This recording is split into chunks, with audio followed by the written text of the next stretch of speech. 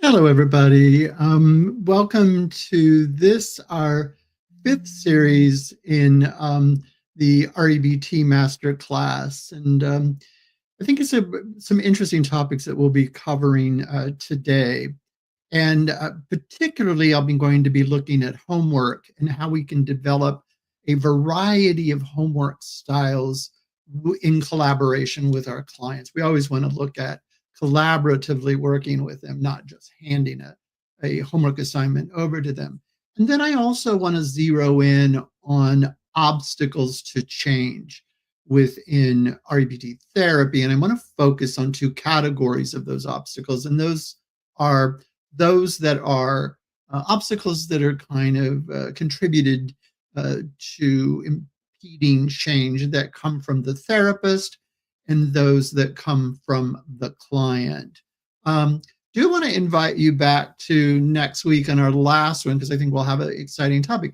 And I want to make an announcement at that time about, I think, what is an exciting opportunity that some people have asked me if I would do, and I finally am working out time to do that. And that would be to help individuals who, one, would like to get a certification in REBT, and then those that would like to be in groups with individuals around the world, and where we work together on improving our skills together. So I hope you come back next week so that you can look at that. But let's look at the PowerPoint right now. And again, I want to look at how we can promote maintenance in homework assignments, and so that they are effective and actually fit the goals that are developed in collaboration with the clients. And then once we do that, I want to look at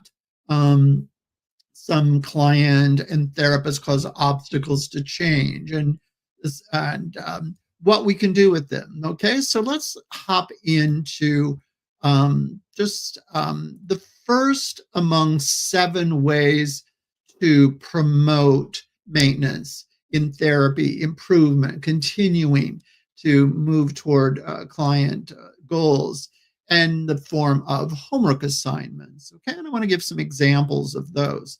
The first one would be we always want to make sure that we have some kind of relevant personal homework assignment with every session, because there's much more time between sessions than what we have in sessions. So this is a way we can help improve and help the client, maybe even speed up therapy if that's a really important issue for them financially or otherwise or time-wise. So having some relevant homework assignments that help them move toward goals is what I want to look at. So tailor those homework assignments to the what we would get in the ABC models. So remember, we want them to look at emotions and behaviors, right? And of course, beliefs. And so we would really like to have homework assignments that would have the client look at those 3. Now, in general, we would like to have a behavioral homework assignment, because we find that we get much more progress that way. But doesn't mean that we neglect emotive interventions and cognitive interventions, as I've talked in previous sessions. An example here would be, let's say we have a client who's really struggling with social anxiety or social phobia, as the DSM would say. And so we might assign to them a dispute of those kinds of unhelpful or irrational beliefs about the possibility of rejection that they may want to engage in before the social event that they would typically avoid. So we would give them some homework so that they practice those beliefs that are dysfunctional and would get in the way, would actually promote avoidance behavior, and we would give them a homework assignment to begin to dispute those. We could also give them a behavioral assignment, an exposure assignment, where they go and maybe spend a few minutes there, okay? So have a variety that direct um, uh, changing beliefs, changing emotions, and changing behaviors. So cognitive interventions, emotive interventions, and behavioral interventions between sessions. Also, we want to encourage self-monitoring, though I do want to give a caution on this because we can go overboard when we have clients monitor their cognitions or their emotions or their behaviors. And I want to talk about that. But I do want to say there are times when it is tremendously important, particularly early on in therapy, when we may ask the client to begin to track their thoughts, their cognitions, their emotions, even their behaviors, so that they become more aware and they begin to see patterns. Maybe they see certain kind of beliefs get triggered in certain context. And so they begin to get insight on that so that they can prepare for events that would be in a particular context. So we want to track those thoughts. An example would be, let's say we have a client who is really struggling with anger that is causing some not only discomfort, but also maybe sabotaging them in their relationship with loved ones, etc., or at work or at school or whatever. So we might initially have them keep a journal where they record the activating event or the critical activating event, their irrational dispute, and then, their irrational beliefs, and then to dispute them. So that could be a really good kind of homework assignment, especially early on in therapy. There is a caution, though.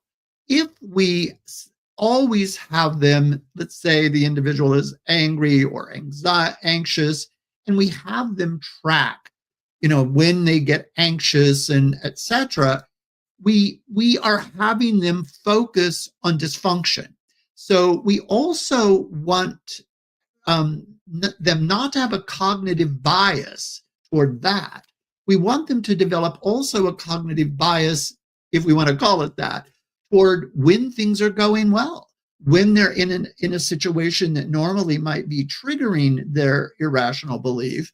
And we would like to help them note, I was in this event, in this situation, and I didn't get triggered. What did I do to make that gain in my life? We want them to focus on those situations, their accomplishments, just as much as noticing, maybe even more, actually, especially as therapy progresses, than we would having them focus on dysfunctionality, right? And so, again, these would be okay early in therapy and occasionally at other times, but we would hope that there would be a growing trend where the individual would shift toward opportunity in life rather than perceived threats, right? Because we don't want them to get this cognitive bias toward the perception of threat in environments, right? Okay, let's move to another one. And this is incorporating behavioral experiments. And I think when I do supervision of students or people who are new, they often will do the cognitive disputes, which are really, really important, right? And Albert Ellis really emphasized that, but we don't want to ignore behavioral experiments. And I talked about those in previous sessions. So if you missed those, if you go to my YouTube channel, Psychotherapy Education and Training, you can see all of those. They've been recorded and you can look at them at your leisure. So here, what I'm talking about is have clients, test out their rational beliefs in real world situations. So notice, this means they've already learned the ABC model somewhat. We've identified the dysfunctional belief that may contribute to unhelpful emotions and behaviors, but we also want them to practice new, more adaptive and helpful beliefs. We call them rational beliefs.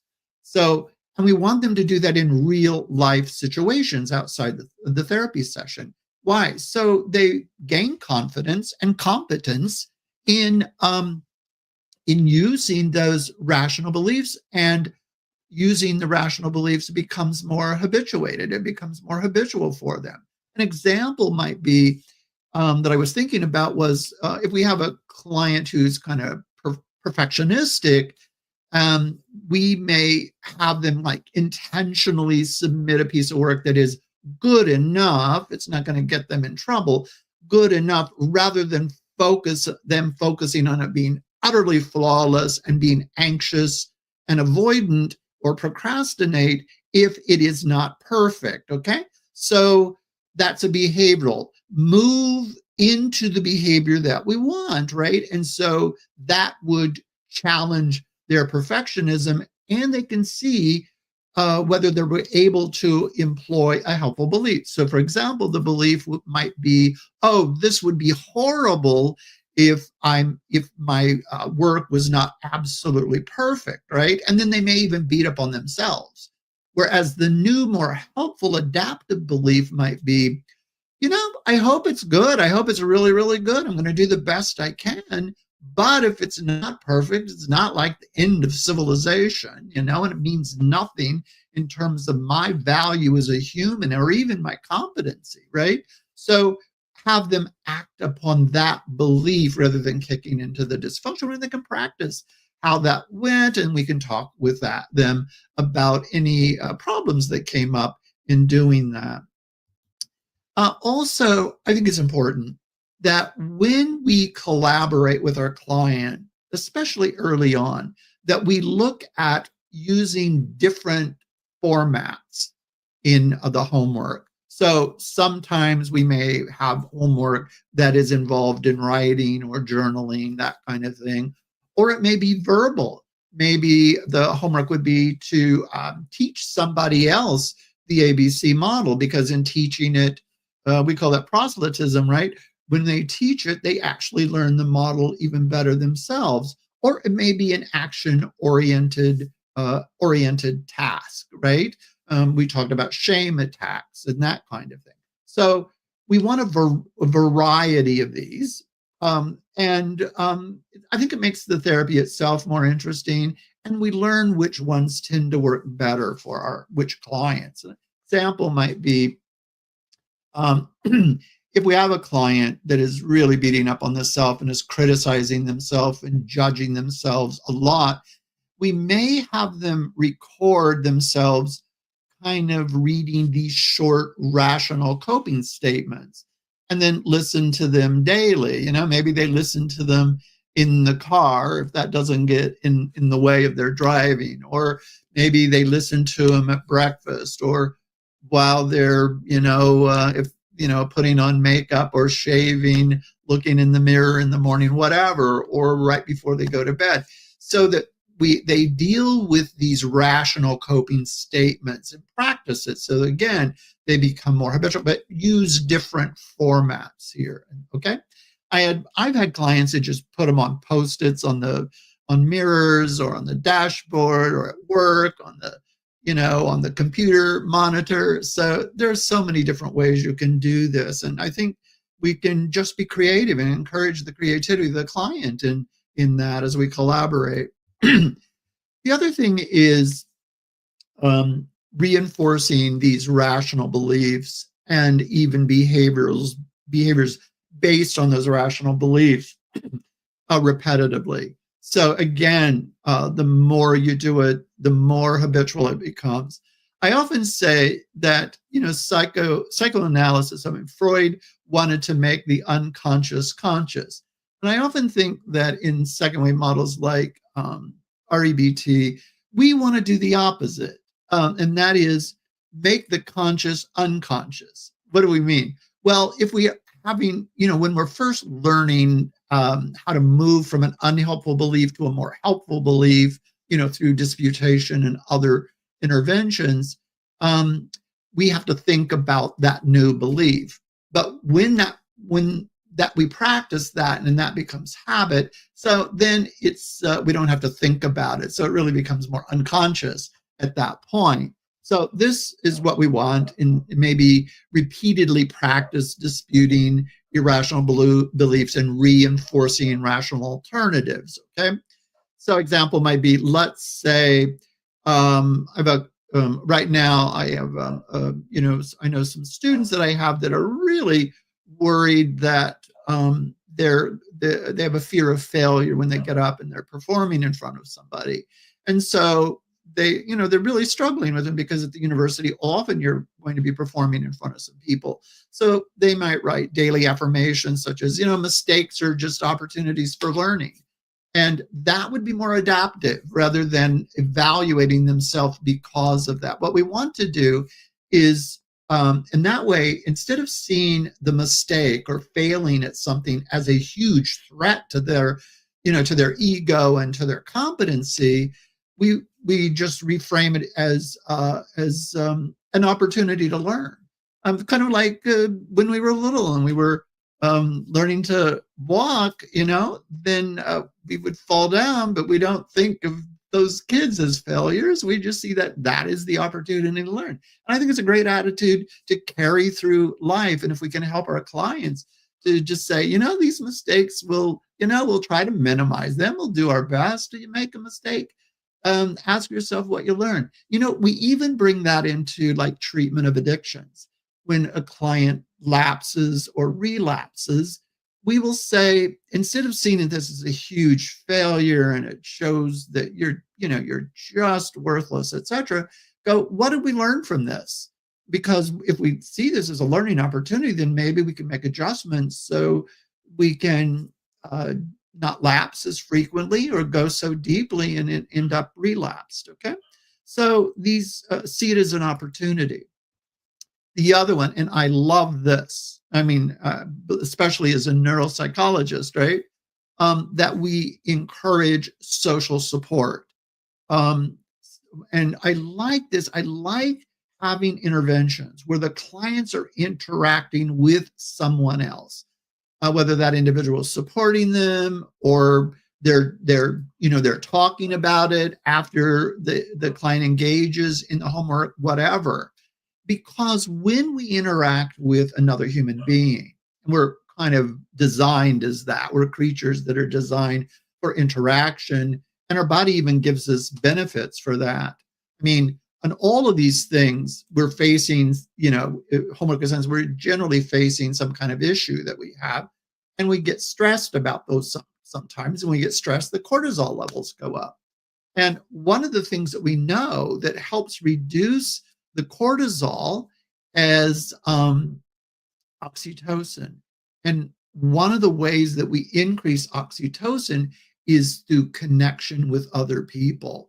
Just connecting brings down the level of threat. There's a wonderful experiment that even shows that, and I'll mention it briefly and then move on here for you, is an experiment that was done where they had two groups, both groups looking at pictures of pretty tall mountains. And in one group, there was the one individual who looked at the mountain alone. And in the other group, there were two people that looked at the mountain together. The pictures showed the same mountain. Both groups were asked to evaluate how tall the mountain was and how steep it was. It was unbelievable. Again, the picture of the same mountain. The group that had one individual looking estimated the mountain to be taller and steeper. When two people looked at it together, they saw it not as tall, not as high, and not as steep. So being with another person reduces the threat and produces oxytocin. And so I love having homework assignments that involve connecting. So for example, let's say we have a client that has great difficulty being assertive. Now, it's interesting. Albert Ellis said, let's not make assertiveness a rule that we have to apply all the time. He said, let's be assertive when it's in our long-term best interest. But let's say we say, or we've estimated that being assertive in a particular situation may be in our long-term best interest, but they have great difficulty in being assertive. And so we would say, let's practice saying no to a friend or a family member, right? In a low-risk situation initially, okay? So they practice it, and then they're connecting with another person when they do it, And after they've done it, then they can tell them, I was doing this as part of my counseling. And then together they talk about, wow, at first it was kind of difficult, but doing it, I actually feel a little bit better. And then if it was difficult, you bring it in, the client brings it in, and we talk about it and how we may be able to change cognitions or find other situations to do the same. Okay. So I really think encouraging social support is tremendously important with clients. Okay. And then the other one is to addressing relapse prevention. Okay. One thing that we want clients to realize is that therapy is not just linear upward. That we're humans. We've practiced some of the unhelpful beliefs that we've had maybe for decades for some of us, right? And so we're learning, and situations may be more challenging for us and trigger different beliefs that we have, right? And so we're going to have those setbacks, right? I don't call those setbacks as necessarily relapses. They may be a brief lapse, or we just forgot it, or we just slipped, or whatever. We need to practice some more. So example might be, if we have that client again, then we're working with them to overcome their procrastination. They may create a plan, particularly as we near the end of the therapy itself. We have a kind of a plan for what happens if we have a little setback, not to catastrophize the setback, to just see it as, okay, it's just another learning opportunity.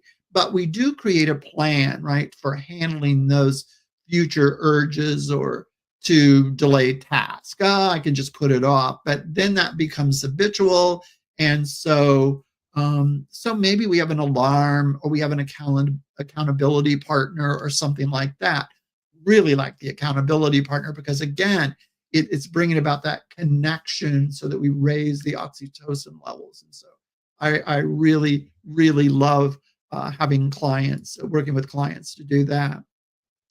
I want to give you something, and I hope some of you are open to making a comment to give me some feedback. If not, I understand. But let's say we have this individual named Jake, a professional who experiences a lot of anxiety when he has to get up and speak in public. In fact, one of my really, really good friends from years ago, who was a highly competent professor and a wonderful speaker, would get so anxious. And I'll tell you how he overcame it, but he really wanted to avoid it. But let's say we have Jake, this professional, and he gets really anxious when he needs to speak in public. And of course, for most people, right, it's the fear of negative judgment from people in the audience. And so he's worrying that they're going to, see him as incompetent or unworthy or anything negative, right? And therefore he, kind of avoids speaking in public if he can, right? And but the avoidance isn't helpful, because the avoidance is reinforcing that it would be awful, that he couldn't stand it.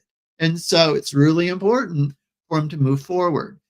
Does anyone have an idea what homework assignment, if you have it, if you could just put it in a chat, or several of you put it in a chat, that would be great. What homework assignments could help Jake challenge his fear and build confidence, right? And again, feel free to share that if you would like. Okay. I'll read those as they come up. But I'll give you what my friend did. And I thought it was a great idea that he did, is often he felt like when he was getting up and talking, he was like a fraud. And so it was like, this is not my space, and they're coming here, and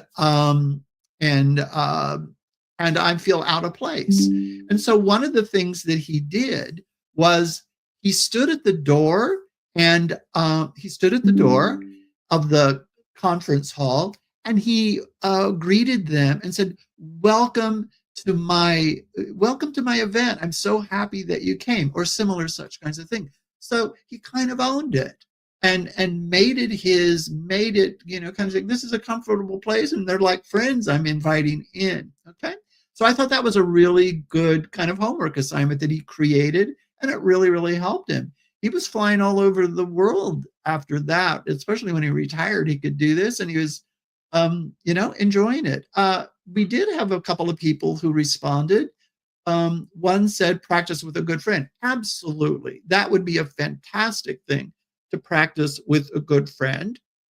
And then if we added to that, that is, if the good friend is there and we speak in front of someone else, so that the friend might initially be in the audience and then even then move away from that. So we kind of gradually move into speaking in front of people that we may not know, or whatever. I love another one. Another person said, practice the short speech in front of the cat or the dog or the mirror. Yeah, that's interesting. I guess that it reinforces engagement with the cat and the dog. I don't know. I think I'm gonna have to try that with my own. I have 2 cats and 2 dogs, and so I think that each of them would react differently. So that's even better, right? If they do that. Another one said, create a list of rational self-talk and say that out daily. Oh, I like that. And so even that person could imaginatively think of themselves in front of an audience, and they have a list of self-talk that's really rational and helpful, and they use that internally. I like that. And then to just practice that. So all kinds of great ideas that people had, right? So if you think of any more, let us know, and then later I can read them off. I want to shift a little bit now to obstacles to change. What are obstacles to change? What prevents the desired change that the client wants, right? The desired change from happening, or happening to the degree that they would like. Well, there are all kinds of things, and we don't have time today to go into an exhaustive list of those. One of the best books that Albert Ellis ever wrote was on resistance, where he covers just this topic. Although not all obstacles to change involve resistance, of course. But I'm going to first look at one kind of obstacle to change. Because clients can inadvertently create barriers to the practice. Maybe it's not deliberate. It happens inadvertently through some habits that they may have in the way that they interact with challenges within the environment that they experience. And those can stem from, unhelpful beliefs. They may actually be based in resistance, or it could be behavioral tendencies like avoidance, right, etc. So let's begin to look at some of these, and look at the client caused ones, and then we'll go over to the therapist causes, because we can, sometimes we're kind of creating them ourselves, and we might need to get a grip on that a little better than we do sometimes. Let's look at frustration and tolerance, which is, it's almost universal. So we want to zero in on that. Let's say the obstacle is that the client may struggle to persist in a difficult or uncomfortable task. And many of us do that, right? We want to do the easy ones and not the uncomfortable ones or the difficult ones. And then so that when the therapy gets difficult, when we're really, addressing some difficult behaviors like resistance or withdrawal from things that they normally like, as we often see within depression, etc., or something that is highly frustrating to do, we just don't like it, that becomes an obstacle. And so the correction could be that collaboratively the therapist can suggest more gradual exposure to challenging those tasks, right? Help the client build more tolerance, frustration tolerance, by increments, not by flooding necessarily, although flooding can be helpful too. So we would encourage the use of maybe self-talk and such as this discomfort is temporary. It's not going to last forever, and I can handle it right now. A short phrase. Now, it's better if the therapist really encourages the client to come up with such a short phrase. Example here would be, again, with that social anxiety, a client who's avoiding exposure at homework can start with, kind of small, manageable interactions, like saying hello to strangers before progressing to more challenging tasks. Okay.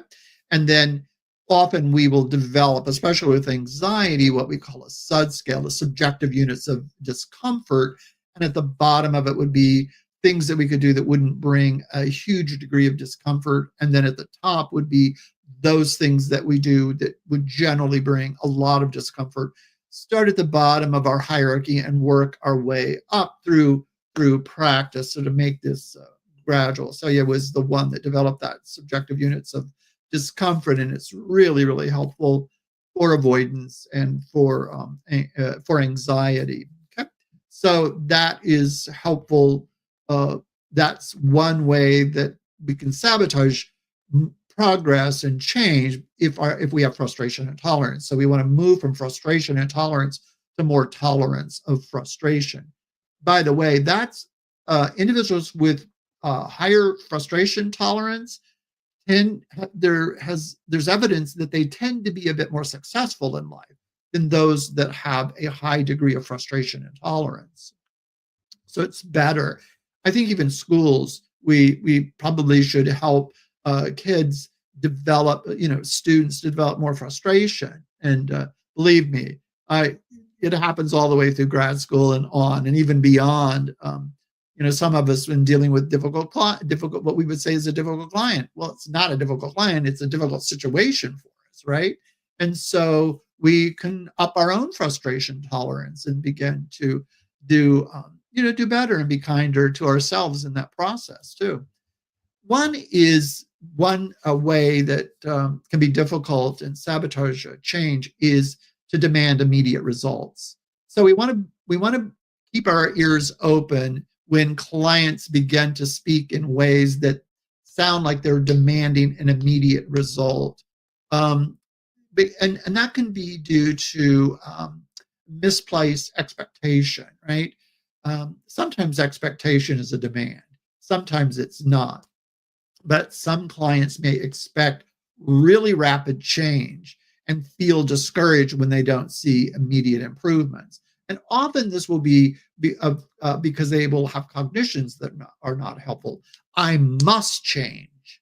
And if I don't, then they make it mean something negative about them. So because of that, and that's really contributing to discomfort of themselves, then they may just give up or get discouraged or drop out or something like that. So one of the corrections that we can engage in is to help normalize slow progress.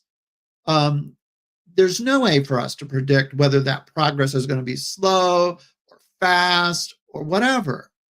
And it really doesn't matter that much. I mean, unless the client has a timeline or there's a financial issue, right? So we always want to do our best to help that. But if we, instead of looking for failures, if they have a disposition to look for failures or lack of progress, they will see it. But if we change that orientation with them, and we can do it through encouraging and celebrating wins, and wins that the client often experiences, help them recognize when they're doing that, right? And so really to develop realistic expectations. You're doing it. We need to just continue and track that progress more than tracking losses and failures. Okay. So we could journal changes in the mood, behavior over time, but progress, and focus on progress, not loss and failures. Example, let's say a client has depression, and they can be encouraged to track how often they engage in positive activities, right? I can't remember what was the last time, um, and that is um, that they can go for a walk and just pay attention to their senses and notice what they see and be thankful for it and to enjoy it. Okay. Some people have had some questions while I'm talking. So before I go on, let me let's address them. Someone said, how do you deal with feeling weak or less of a man due to anxiety attacks? This is so common. It doesn't have to be a man, but it can be. A lot of people will have these kinds of beliefs. And so what we call that is a global negative rating of the self, right? So somebody has some anxiety, and often the belief that that individual has when is that you just described there is they have this demand: I must not have any anxiety. I must be one of those individuals who doesn't have it, because if I do, that would be horrible, because what? It means that I'm weak. I'm not a strong man. Well, actually, dealing with anxiety is, an equal opportunity employer. It does not care whether you're a man or a woman. It's pretty equal across genders, right? And so that doesn't have anything to do with being strong or weak.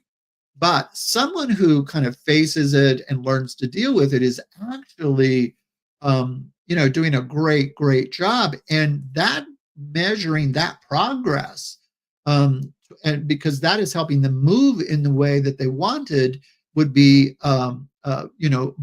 more to look at. And so we would help them overcome that global negative rating, because it won't help. It will cause ego-based anxiety. It can cause depression, any number of things. Okay, I hope that helps. Another one said, demand, expectations, and tolerance. How is this connected to anger? Anger, yeah, with anger, typically the inference in anger is that someone or some institution has violated a rule or a principle that is important to us. And when they do that, the belief is what? Of course, they shouldn't have done that, right? Because it's important to me, and they shouldn't have done that. And sometimes we even think it's an attack upon us, and sometimes they may mean it as an attack upon us. And so we have that demand they shouldn't do it, rather than I wish they wouldn't do that. It would be nice if they didn't do that.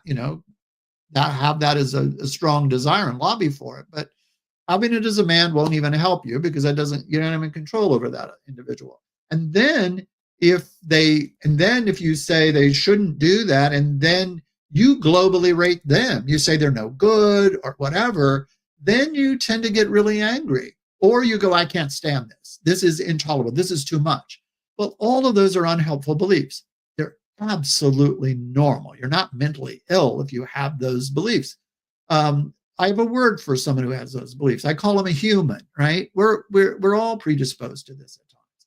And so that demand and expectation is often just another word for demand. Unless it's a desire, then that's okay. And then if we're intolerant because it shouldn't be, it absolutely shouldn't be, and they're horrible for not doing it. So it's directly connected to anger. Someone said, I have some questions. Well, good. I hope you asked them so that we did. And it looks like they did. My question is, in the first sessions, we start with ABC in any theme as presented by the client, or we give time to the client to give us as many info as they want in every session. It's an interesting question. Before you do anything, you need to orient the client to what we do in our REBT and kind of expectations for them and expectations for us. And so it is, once we give that orientation, and we've explained all of that, etc., we typically want to move to a recent event that would be demonstrative of the issue that they want to work on within therapy. Okay, so we do that. When we do that, we do the ABC, etc. We walk through that. Now, initially, they don't know what we do. We don't spend an inordinate amount of time talking about all the details of the activating event or the critical activating event. But clients will gradually learn that's that we're not about that. What we do though is I will say to a client, when as you're telling me the event, and especially when you tell me how you felt in that event, I may want to stop right there. We're gonna come back to that event and talk about it, right? But I want to get some really important information from you because you're going to be the expert on that. And I rely upon you for that information because that will help us together form a plan for how we're going to deal with things to reach the goals that you want in therapy. I don't usually have any resistance. I'll just say, oh, this is great. I need to can we pause right here? And that's fine. And then when we pause, then they continue, right? And so, but I try to get the ABC in one example. Why? Because when clients first come in, they want hope that they can change. And once they realize that a good amount of some of the issues that they're struggling with may be about the thoughts that they're having in the midst of those. And that's actually quite good news because while we may not be able to change events too much, especially if they involve another person who has free will, we can change the way we think about that. And that helps us to become more resilient and better reach our goals in life. So I hope that's helpful. And what they said, if they have a personality disorder and these symptoms are not helping in finding, or I should be giving info for the person. I don't make that kind of distinction. I find that when I'm talking to an individual who's been labeled as having a personality disorder, and by the way, in REBT, I tend not to be very interested in those labels. If I have to do that for insurance purposes, then I will do it. But I like to focus on symptoms rather than the label for that client, right? But let's say they've received that label as a personality disorder, and of course they're going to have symptoms. And so we proceed in pretty much the same way. And so I've had a good number of clients who have been, previously diagnosed as having borderline personality disorder or narcissistic or avoidant personality disorders, right? And so I'm dealing with the symptoms in the same way, and we form an alliance that at any time they feel that how I'm responding to their beliefs is that I'm really criticizing them, just let me know, because that will never be my intention. But I'm human and sometimes I don't word things really well, okay? And I really value their feedback and their perspective. It is tremendously, tremendously important for them.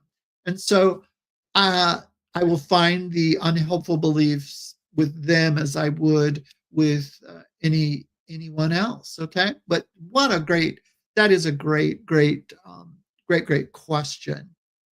Great question there. I do have some videos on my channel, my YouTube channel, that does cover working with an individual who has been labeled as having a personality disorder. And I'm fascinated with the role of the default mode network in that process, because it is tremendously important in terms of the narrative that they have created about them that may be kind of difficult to address. But that's true for all of us. Such great questions. I feel like I'd be here most of the day with these. What about self-sabotaging? Some clients may just sabotage their own progress because they're afraid of perceived failure. So I think if we help them realize this is a safe place, and we're practicing, and practice involves making some mistakes, making corrections, and moving forward, right? And so I'm learning about them, and sometimes I may get something wrong. They're learning to use this model. I'm learning how to work best with them. So we give each other some grace, and especially give the self grace in terms of, making some progress, that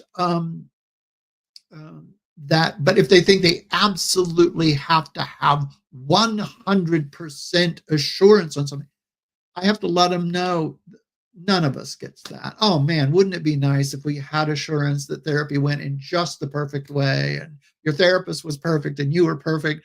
But if that's the case, then we wouldn't even need counseling, or therapy. So this is real common. So the correction to this may be explore some of that underlying fear of failure. What's that about? And then do the reframing. Reframe mistakes as just learning opportunities. Nothing more than that. Then the world is just a great place to learn, right? We can have contingency planning, like if I don't complete my homework, I'll reflect on why and just adjust next week, right? And that promotes some accountability there too. So I really like it. So like if I have a perfectionist client who avoids practicing assertiveness, which is really common, then they can be encouraged to role play with the therapist. We can do that to reduce performance pressures, etc. So give opportunities to do that in real time within the session and give homework that would help them overcome that level of self-sabotaging. Here's one that is huge. And again, we all tend to do this at times. And that's when we over-identify with our problems. Our friends in acceptance and commitment therapy would call this fusion, right? We may have a challenge. We may have some behaviors that are not really helpful. We may have some thoughts that are not really helpful. But if we fuse with that and we identify with that, rather than realizing I am just a person with some emotions, I am just a person with some thoughts, I'm just a person who behaves in particular ways at different times, right? Then and not fuse with it, then they hold on to the problems because they would think that's just the way I am. How many times have you heard yourself say that, or you've heard clients, I can't help it. I can't control my emotions. That's just the way I am. I'm just an emotional person. Well, if we change the way we're thinking, then that can change. Lots of things can change, right? May not be easy, may take some work. So one of the corrections here is help them redefine their identity and more in a way that helps them motivate themselves, right? One of the models that's outside REBT that can be used really, really productively with REBT is motivational interviewing. And I love it because it's often tied to Prochaska and De Clementi's stages of change theory too. And we realize that at different stages of change, we have different kinds of cognitions and different behaviors. And to realize that we are moving through this and we are changing. And motivational interviewing can help look for discrepancies in the talk of the client, times when they see themselves one way and other times they see themselves another way. And so they're not rigid. So we help them realize that, in different situations, we act in different ways. And it's because there are many sides to us. Example is a client who believes that they're unlovable. Well, if you believe that you're unlovable, then you may avoid people, you may put yourself down a lot, you may be prone to depression and all of that. Rather than seeing yourself as unlovable, look for counterexamples. Look at times when you acted lovingly and see how that is. Or one way to practice that is to love yourself. If you can love yourself, you're not unlovable, right? And if you can learn to love yourself with whatever faults you have, which, by the way, in REBT is bedrock. That's what we want with our clients and we want with ourselves as humans. If we can unconditionally accept the self, they can unconditionally accept themselves, even with mistakes, even with failures, etc. That's great. And helping to see all of this as a learning opportunity is one way that they can begin to move that. Often what I do is have them rate their behavior within roles, but never rate the self. Rating the self will never get you anything good, okay? because it's the rating that causes the problems, and better to just accept the self. If you say, once I'm going to be the person I want to be once and for all, I honestly think that doesn't make much sense. That's like saying, I'm going to eat once and for all. We can't do that. Right? We're going to continue eating, or life's going to be pretty short. And so I think with emotions, it's that way. And with behaviors, it's that way. And who we are, it's that way. We are complicated. Okay. So give ourselves a break on that. Passive participation is another one. They may, and this is normal, they may kind of participate in the session, but not apply it in principle in, those principles in daily life. So one of the ways that we can do is, as therapists, is help collaborate with them to come up with some really engaging experiential tasks and some accountability, maybe even accountability partners, etc., self-reporting or discussions in session, and even ask questions, of themselves. What happens if I don't apply these tools between sessions? What's going to happen? What's going to be my level of learning? How will that impact me? Right? And so beginning to reflect on that. So again, example is, let's say I have a client who kind of gets the ABC model, right? But they don't apply it. And so we could give them a thought experiment where they imagine how their life would change if they consistently disputed their irrational beliefs, or if they don't, right? And then, which life do you want?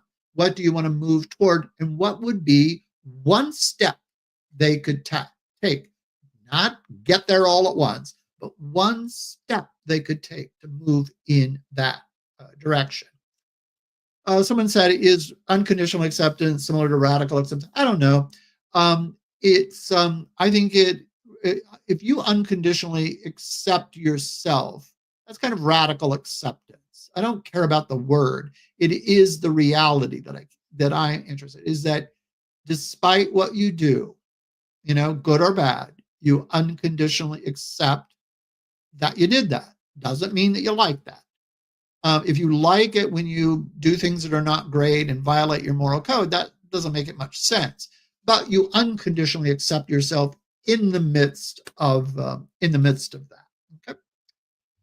Yes. Let's move on and shift over to what we therapists can do sometimes that causes obstacles to change. So let's look at a few of those. Well, failure to encourage homework compliance. Sometimes we don't even check what they did on the homework. We give them the homework, we don't check it. We are inadvertently sending the message that it's not important. Always check on the homework. And because if we don't emphasize the importance, they may not prioritize it either. So a correction here would be review the homework. And you can do it in a lot of different ways, but I like to do it pretty early in the first session before we move on to the thing that we want to cover that week or that session. Okay. So make it a priority and focus on what they learned and what gains they made. Okay. What changes they made, and give positive and reinforcement for that. That is really important, to give positive reinforcement for significant change. Okay. And then talk about how we can make adjustments to the assignment to make it relevant and manageable to them. Example would be, instead of just asking, did you do the homework? We could say, what was your experience with the assignment? What did you learn from it? Enforce its value, okay? Make it more open-ended, not a yes, no, yeah, I did it, I didn't do it kind of thing, okay? So that's one. The other one is being overly directive or controlling.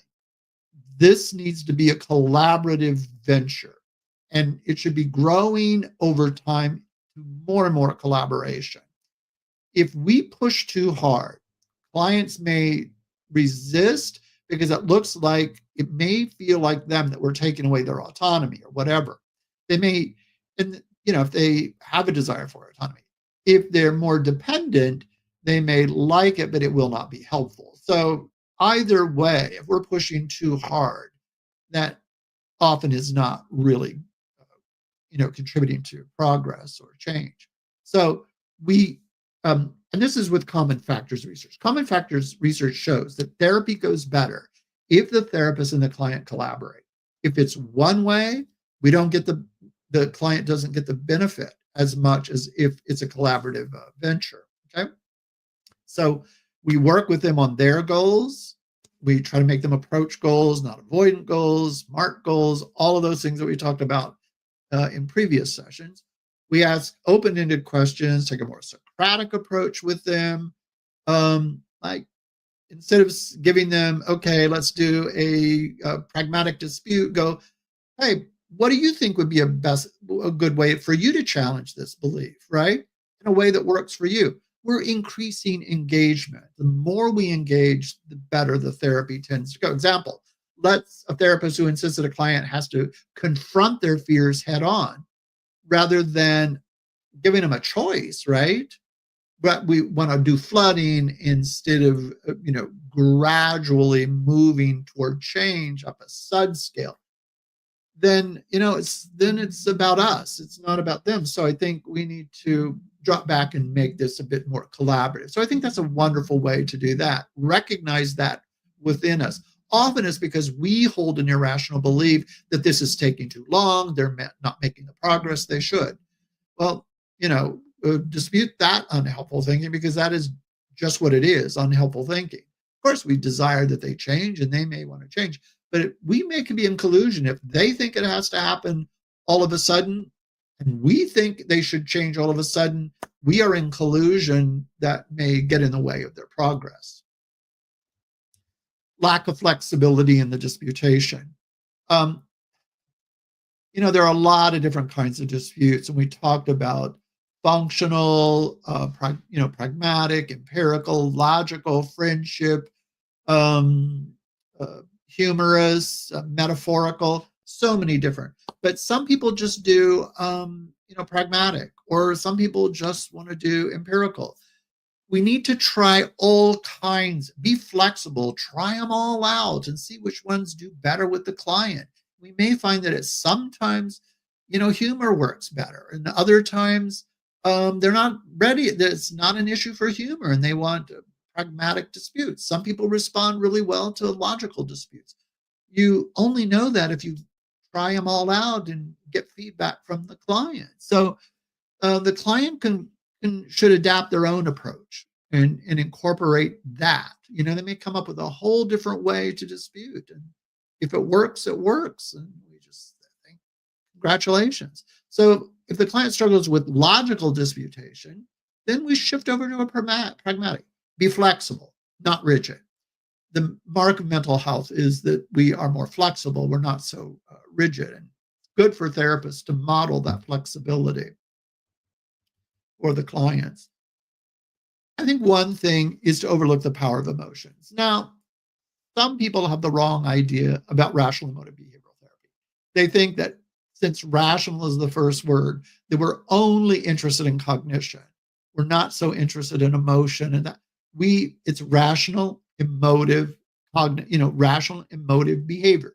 We are interested in the interactions among cognitions, emotions, and behaviors. And the model says that if we make change in one area, we tend to make changes in those others, right? We change the belief, we tend to change the emotion, and we change the behavior. We change the behavior, we tend to change the belief and change the emotion. These are all interconnected, which is great, because if clients do better by changing the behavior, and we use behavioral interventions, then fantastic. Some may do better with the cognitive, but if you overlook the emotions, right? They may, if we don't recognize the power of their emotions, we may miss why they are not engaging in the disputation. The power of the emotion they may believe that it is overwhelming. If they have that belief, overwhelmingness is not an emotion. It's a thought.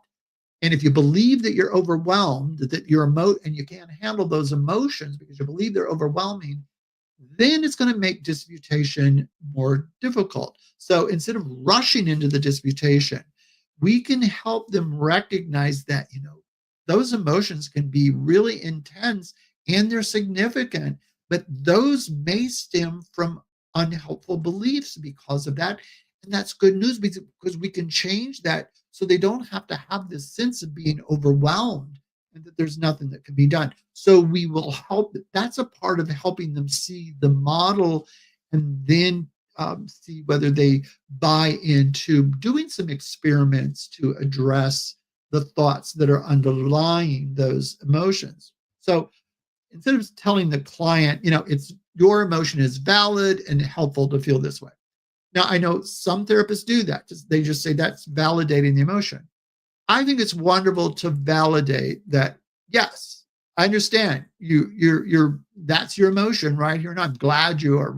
We're recognizing that you need to do that, but and even say it's very, very strong. Let's explore the beliefs that are fueling that, right? And see if we can approach it differently. See what we're doing? We're flexing there. We're not ignoring the importance of their emotion, but if we just say that that's the way it should be, we're in collaboration for them not to make change. So we want to validate, yes, they have that emotion. Yes, that is absolutely normal to have that emotion, right? But if you say, yes, that is absolutely the only way that you should be feeling because of what happened, then you're embracing the AC connection, that events are what cause emotions, right? And behaviors, rather than realizing that we do have these intervening cognitions. So if we can help them acknowledge the importance of those strong emotions and then get curious about what's underlying that. I think curiosity is our best friend in situations such as this. Next, here's one, and see if you come up with some things and a practice overcoming a therapist caused obstacle. Let's imagine that we have Lisa, and the therapist was working with Lisa, and she's struggling with social anxiety in each session. In each session, the therapist takes the lead in disputing Lisa's irrational beliefs and provides logical counter arguments to each one of her fears, the statement of her fear. While Lisa agreed in session, she struggled to apply the techniques independently and remained stuck in avoidance patterns. How could the therapist adjust their approach with Lisa to try to get some more flexibility? Yeah. Someone said, yeah, when the therapist is the irrational one. Yeah, that's true.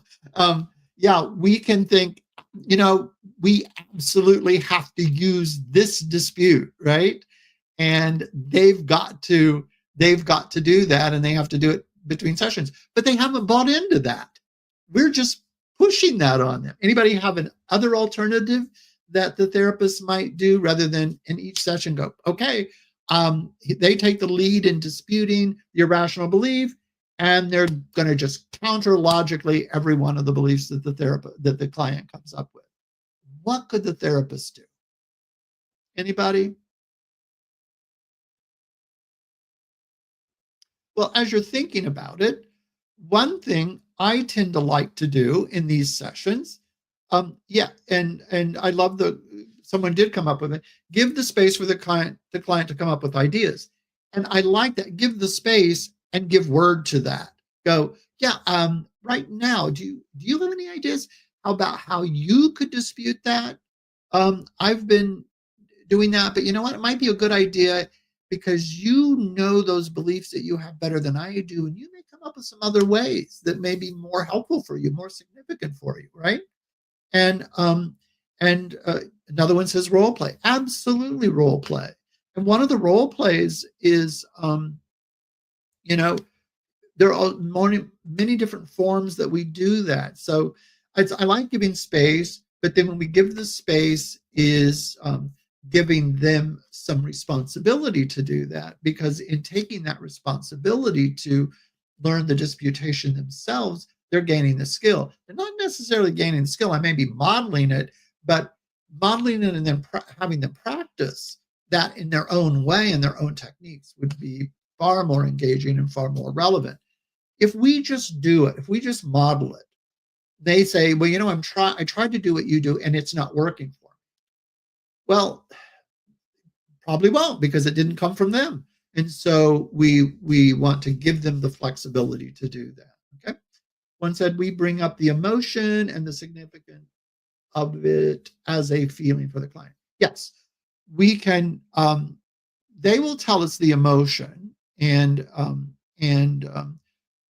we may help them identify it. They may have a vague sense of what it is. We may be helping them to clarify how they act in a particular way.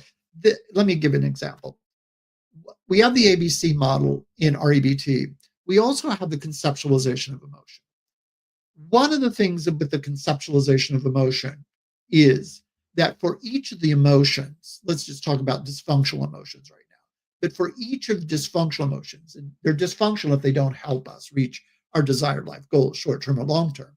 And so what happens then is, if we know for anxiety, the typical behavior is avoidance. With depression, the typical, not invariant, but the typical behavior is withdrawal, right? Withdrawal from the things that we normally do that are rewarding and pleasurable. With anger, it uses usually attacking it. It could be passive-aggressive attack. It could be straight-on aggressive. It could be verbal. It could be behavioral. You know what I mean? And so we have all of these, right? And so once we see a particular behavior, we have a formal hypothesis about what that emotion is, and we can explore that better. We become more competent when we understand the REBT conceptualization of emotion. So I always encourage my students, learn the ABC, right? And D, the dispute, but practice the conceptualization of emotion. I do have videos on that on my YouTube channel. You can do that. Someone said, we don't devalue the client and their experience, but we try to connect the irrational belief with the emotion, then a comparison of healthy, unhealthy. Let me read this, because this is beautiful, what this individual is saying. So thank you so much for this. Let me read this more closely. It says, I'm going to quote him, we don't devalue the client. Absolutely. We don't devalue the client and their experience, but we try to connect the unhelpful belief, the irrational belief, with the emotion, and then a comparison of healthy versus unhealthy negative emotions. The use of an example, he said, will work, it may work, or other ways that we can do that. But I love this. Never attack the person, never devalue them, never do that. And we say that the belief may not be real helpful because it's not getting them the goal they want. And so I want to help work with them so that they can have emotions and behaviors that will better help them reach their goal that they told me that they want. So I love this one, right? So that was a good discussion. So here's what I was hoping to cover today, that strategies to reinforce REBT homework and how we can have diverse types of that, and then how we can tackle obstacles that maybe the obstacles coming up more from the client, maybe the obstacles coming up more from the therapist, maybe we're in collusion to come up with it. But you know what? We're learning. These are all learning opportunities, and we can correct these and form a collaborative relationship to better help those clients reach their goals. So I want to thank you all very much. I hope you come back next week, maybe invite some friends, maybe fellow students or professionals, because I want to look at some opportunities where we can join together to practice some of these skills on a somewhat regular basis in our life, so that we become even more and more competent. But thank you all very much. I hope this was interesting and helpful to some degree, and all the best. And I hope you have a great week. Bye-bye.